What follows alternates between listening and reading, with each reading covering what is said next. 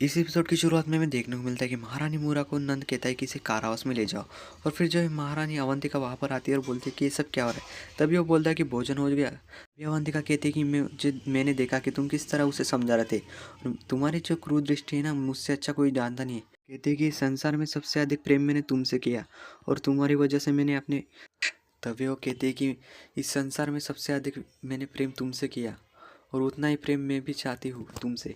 तभी नंद कहता है कि ये सब बातें मुझसे मत कहो और जो विश्वास की बातें तुम्हारे मुंह से सुनकर मुझे अच्छा नहीं लगता अवंतिका, क्योंकि तुमने अपने प्रेमी के लिए अपने पति को मार दिया।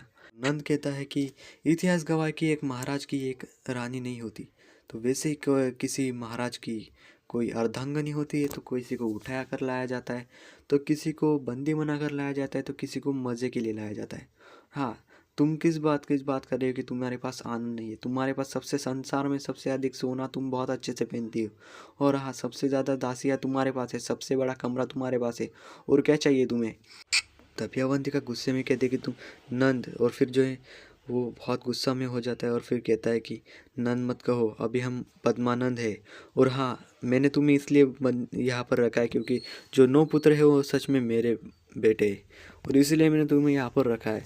वरना, और हाँ, अगली बार से ऐसे बातें करोगी तो तुम्हारे पति को तो मैंने स्वर्ग में भेज दिया है, पर तुम्हें तो कारावास में भेज ही सकता हूँ। और तुम्हारे जो 9 पुत्र को तुमने जन्म दिया है वो सच में मेरे हैं, पर क्या पता कि अगला जो पुत्र होगा वो किसका होगा। तो फिर इससे भी जो है वो बहुत गुस्सा हो जाती है और फिर जो है वो नंद को पीटने लगती है। तभी नंद जो है वहाँ से चला जाता है बिना कुछ कहे। तो गाइस ये सीन यहीं पर कट हो जाता है। बैलगाड़ी का सीन दिखाया जाता है जहाँ पर हमें देखने को मिलता है कि उस स्त्री ने चंद्र को उठाया था और वो कहते हैं कि ये किसी राजघराने का, फिर उसका लॉकेट को हाथ लगाती है और ये चंद्र है। और फिर जो है उन हमें बैक सीन दिखाया जाता है जहाँ पर वो जो महारानी मूरा के जाने के बाद वहाँ पर आए थे उस गौशाला के अंदर। तभी वो आदमी कहता है कि यहाँ पर बच्चे की रोने की आवाज़ आ रही। फिर जो स्त्री वहाँ पर जाती है और फिर वो चंद्र को वहाँ से उठा लेती, फिर वो उसको अपने हाथ में लेती। फिर वो कहते कि और फिर वो कहते कि ना जाने इस वर्षा में इसकी माँ कहाँ गई है। तभी वो स्त्री कहते कि इसको माँ को इसकी ज़रूरत नहीं है, तो मैं इसे अपने पालूंगी। और हाँ, ये संजोग है या क्या, पर धरती माँ ने इसे मेरी गोद भरने के लिए भेजा है। तो जो है वो आदमी बहुत गुस्से में हो जाता है और बोलता है कि तुम क्या कह रही हो। तभी वो कहते हैं कि आपके चेहरे पर कभी चमक नहीं रहती, पर आज देखिए। फिर इसके बाद ये सीन यहीं पर कट हो जाता है। वो सैनिक होते उस आदमी को पूछते कि तुम्हारे पास कोई नवजात बच्चा है क्या। तभी वो कहता है कि नहीं साहब, यहाँ पर कोई छोटा बच्चा नहीं है। फिर जो है वो सैनिक वहाँ पर उतर कर जाता है और देखने लगता है कि अंदर कोई है क्या, नवजात बच्चा। और हमें देखने को मिलता है कि वो वहाँ से चला जाता है। फिर जो है चंद्र को ऊपर छुपाया गया था।